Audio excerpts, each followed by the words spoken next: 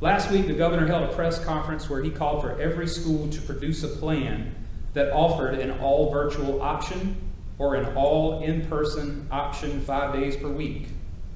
While I wish it were that simple, it simply is not. There are so many things that our task force feels should be considered in our plan. Health and safety concerns, as well as the rate of spread of the virus in our area, should be considered. Not only for the students, teachers, and employees in the building and on the buses, but also the families that they go home to each day.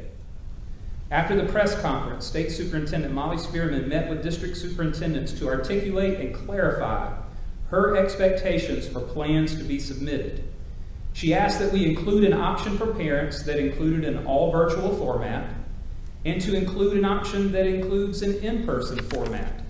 But it did not have to only be a 5 day per week in-person option, and it did not have to begin on day one with in-person service. We will plan to announce our opening phase on August 10th.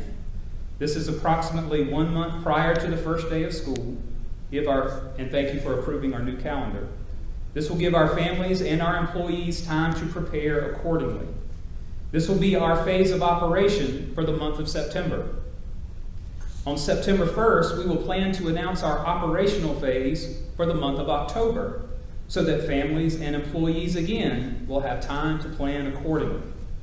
We will continue to announce our operational phase 1 month in advance until we are able to safely return and sustain 5 days per week of in-person instruction. Yeah, right. So what was approved today was the plan that I just described, whether it's the option for parents to choose an all virtual format or to go with the remote to prime format.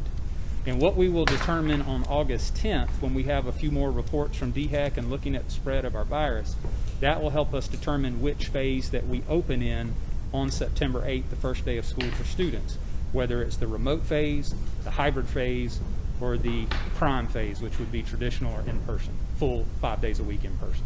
And I'm sure the prime phase is probably not going to be the one that happens, I would imagine. Well, a lot of things would have to change across our state and in our county for that to happen, but that is, that's the goal, to ultimately get back to 5 days of in-person instruction when it is safe to do so. So will there be